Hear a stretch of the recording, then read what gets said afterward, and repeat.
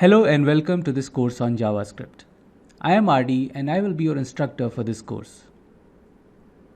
I will not waste time telling about myself here. You can read about me on the course detail page. This is an introductory level course on the JavaScript language, but we will cover it a little in depth.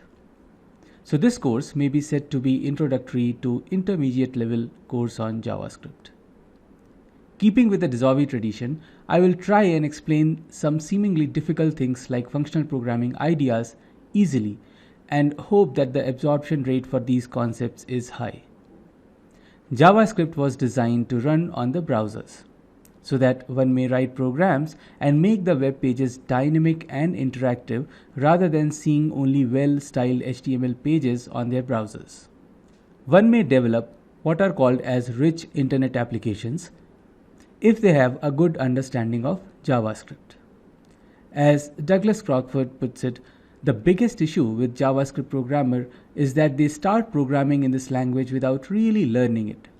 That is, people having some experience in other programming languages like Java or C# or C try and use the knowledge of those languages to program in JavaScript, and that leads to a lot of issues.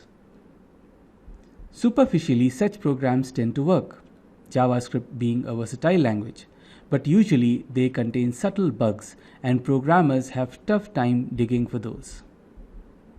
So it is important that JavaScript is learnt as another language, which has different programming constructs, and some of the underlying design philosophies are very different as well. So in this course, we will learn about the basic constructs of the JavaScript language or the language syntax. What kind of language JavaScript is, that is, what kind of paradigm does it follow, whether it is object-oriented or functional or both.